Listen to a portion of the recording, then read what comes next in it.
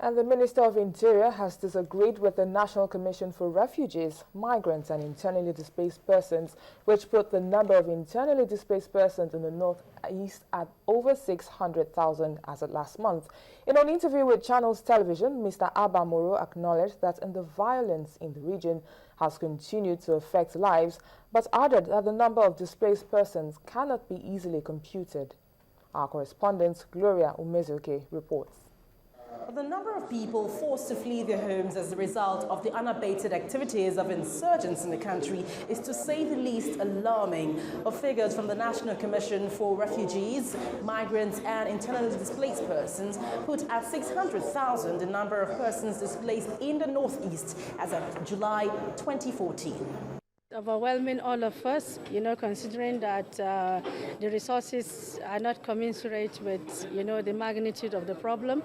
But we are trying to see how we could put our heads together to bring in more partners and come up with creative ways to see how we could address the problem. But certainly it's very challenging. It is not in contention that various states are dealing with issues to do with migrants, refugees, and displaced persons. But how this is managed by the federal government is the question here.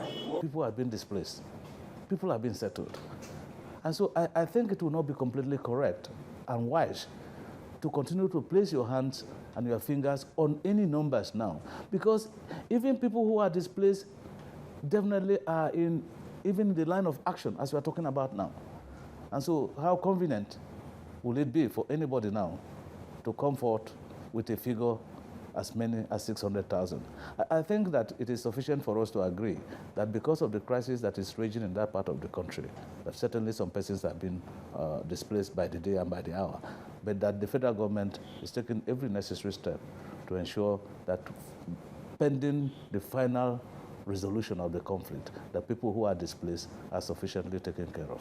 While observing the World Humanitarian Day, the Federal Commissioner advocates that a posthumous Humanitarian Service Award be given to the 2 nurses who died after contracting the Ebola virus disease from the Index case.